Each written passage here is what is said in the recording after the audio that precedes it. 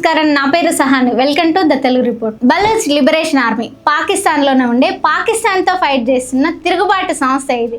పాకిస్తాన్లోని బలూచిస్తాన్ స్వతంత్రం కోసం ఫైట్ చేస్తుంది. ఇండియా పాకిస్తాన్ మీద వరుస అటాక్ చేసిన ఈ టైంలో పాకిస్తాన్ను ఈ బలూచ్ లిబరేషన్ ఆర్మీ దెబ్బ కొడుతుంది. డైరెక్ట్గా పాకిస్తాన్ ఆర్మీ వెహికల్స్ని, పాకిస్తాన్ జవాన్లను బాంబులు పెట్టి పేల్చేస్తున్నారు. పాకిస్తాన్ ప్రజలంతా ప్రభుత్వం పైన తిరుగుబాటు చేయండి అని ఈ సంస్థ పిలుపునిచ్చింది. అసలు బలూచిస్తాన్ సమస్య ఏంటి, చరిత్ర ఏం చెప్తుంది, ఈ వీడియోలో తెలుసుకుందాం.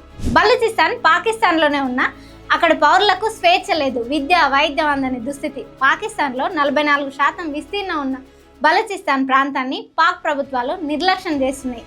అక్కడ ప్రజలను ద్వితీయ శ్రేణి పౌరులుగా పరిగణిస్తున్నాయి. అంటే బలూచీలను ద్వితీయ శ్రేణి పౌరులుగా చెప్పడం వల్ల వారు పాకిస్తాన్లో పూర్తి సమానత్వం, అవకాశాలు లేదా గౌరవం పొందడం లేదని, వారి ప్రాంతం సంస్కృతి హక్కులు నిరంతరం విస్మరించబడుతున్నాయని అర్థమవుతుంది. ఇది వారి 75 ఏళ్ల స్వతంత్ర పోరాటానికి ప్రధాన కారణాల్లో ఒకటి. దీంతో పాకిస్తాన్లో ఉన్న బలూచీలు స్వతంత్ర దేశంగా ప్రకటించాలంటూ అక్కడి పౌరులు 75 ఏళ్లుగా పోరాడుతున్నారు. ఇప్పుడు పాకిస్తాన్ పై భారత్ దాడి నేపథ్యంలో బలూచీలు తమ కలను సాకారం చేసే దిశ ముందుకు సాగుతుంది.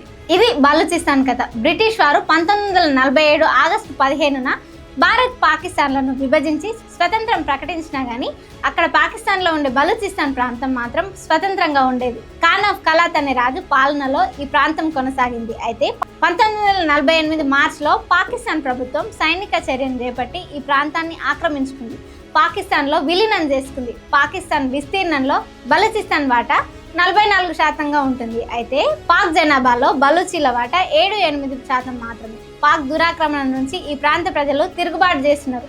తమ దేశంలో ద్వితీయ శ్రేణి పౌరులుగా బలూచీలను పాకిస్తాన్ భావించేది. ఈ ప్రాంతాన్ని పాకిస్తాన్ ప్రభుత్వాలు ఎన్నడూ పట్టించుకోలేదు. ఇక్కడ ప్రజలకు విద్య వైద్య సదుపాయాలు లేవు. ఈ ప్రాంతంలోని వనరులను పాకిస్తాన్, చైనా దోచుకుంటున్నాయి. ఈ ప్రాంతానికి చెందిన యువకులను పాక్ సైన్యం అపహరిస్తుంది. అలా అదృశ్యమయ్యే వారి జాడ నేటికి తెలియలేదంటే బలూచీల దుర్భర పరిస్థితి అర్థం చేసుకోవచ్చు.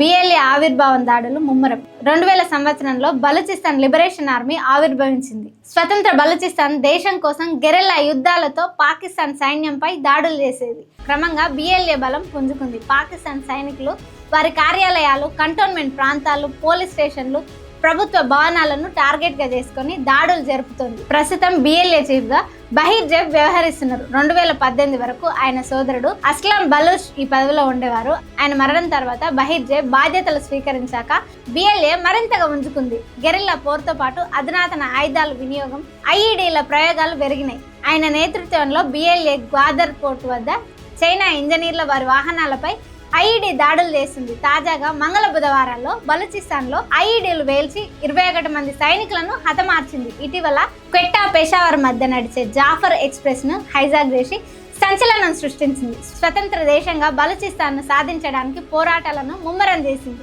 ముఖ్యంగా పాకిస్తాన్లో చైనా ప్రాజెక్టులు, సిపిఈసి రోడ్డు ప్రణాళిక పాల్ట బిఎల్ఏ ముప్పుగా పరిణమించింది. దీంతో ఈ ఉద్యమాన్ని అణచివేయాలంటూ పాకిస్తాన్ పై చైనా నుంచి తీవ్ర ఒత్తిడి ఉంది. బలూచిస్తాన్ పోరాటం 75 ఏళ్ల స్వేచ్ఛాకాంక్ష, న్యాయం కోసం నిరంతర యుద్ధం, బిఎల్ఏ దాడులు, మహరాంగ్ బలూచ్ నిరసనలు పాకిస్తాన్ ప్రభుత్వానికి సవాలు విసురుతున్నాయి. ఇది బయట శక్తుల కుట్ర కాదు. ఈ సమయంలో పాకిస్తాన్ సొంత ప్రజలు సొంత భూమిపై పాకిస్తాన్ మీద తిరుగుబాటు చేసినాయి. ఈ టైంలో దీని మీద మీ ఒపీనియన్ ఏంటి, కామెంట్ చేయండి. For more updates do subscribe the Telugu report channel. Thank you.